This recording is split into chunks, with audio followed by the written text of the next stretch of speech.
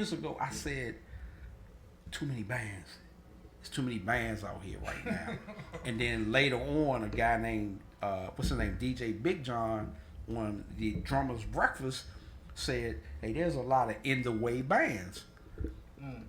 And and he named a band that I was playing with at the time as an in the way band. And at the time, I actually took offense to it. But as time went on, I thought about what he was saying, and it started to make sense. Now, it's not to knock anybody doing what you want to do, but if you're coming to the point where you have to put all this money, a bunch of money out to bet on yourself to play, I get it. But I'm sorry, at 55 years old, 45 years old. But see, everybody ain't 55. Everybody ain't 45. This is what I'm gonna say to this to that is that you have your rappers, your Tupacs, your Jay-Z's, your Biggies, all your so-called big rappers, right? Mm-hmm. People have a problem with moving out the way. We would have the same fucking rappers, right? The same bands if the youngest don't come up with a way to put their feet in the crack of that door to stop it from shutting. You got rappers right now, our age, still rapping, still trying to go on tour and book shows. You got fucking your LL Cool J's, your where DMX was doing it till he died. Pac was doing it. Jay-Z still doing it. You know, people don't know. Well, Jay-Z, he did his thing because he got other investments. But a lot of people don't know how to move on to the next phase. Right. So with that being said, the so-called A bands, they 50 years old.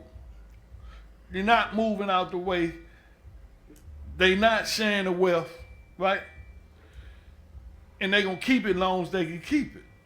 So instead of putting bands up under their wings and helping the motherfucker, I was just talking about that earlier before you came about the pendulum effect. Right. They'll keep it and be in that motherfucker 200 years if they can live that long, and fuck you and everybody else with you. So with that being said, if 2 or 3 bands got to get together and get a venue and put some in the house and got their fans, like I seen Relentless Band, I seen District Kings, and I seen UCB. Mm-hmm. And like before you just came in last Saturday at A Street Day, and the crowd loved all 3 of them. Right. They rocked. They gave, I'm telling you, I've been around Go-Go since the beginning. They put that energy out and they was hungry. Right? So now, get a venue and put them 3 same bands in, and the joint might be empty. Why? Because the promoters, the big bands, ain't fucking sharing the wealth. So when people get up here and say all that shit, in the way bands and all this shit, I can go hard because you wasn't always a big name DJ. You gotta motherfucking make a way some kind of way. You feel me? And I ain't gonna go hard on the so-called little people. How I did my group, we, like the stores, every Christmas, right, Thanksgiving, Halloween, every month damn they got a holiday. Why is that? Because they know people getting paychecks every 2 weeks and they gotta spend their money on something. Motherfuckers don't know how to save money and put it in the bank and all that. So the ones that gotta spend their money on something, you gotta create something for them to spend that money on. That's why motherfuckers being sad because they ain't got no money because Christmas coming up. Or birthday celebration. That's all about the money. You go out there and you spend something.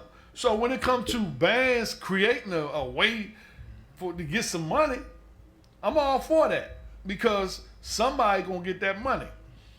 And like I say, other people ain't reaching back to help them. So now that $500 for a space, if you get each band member to pay $25, they get the space, right? Yeah. Go ahead and get some flyers, word of mouth. Get the right people at the door. Get people in the business. The building. And if you got 100 people in the building on 2 or 3 bands, you created something from nothing, because the big bands still out there doing their thing. And guess what? And then the word started to spread. So when the new rappers come around or the new bands come around, right? They doing something, and they ain't take no handout. You feel me? But don't be looking for no handout. That's the kind of world we live in. Yeah. We live in a dog-eat-dog world. So go ahead and finish chopping the motherfuckers up, and I'm gonna come back and clean it up for you. The problem comes in.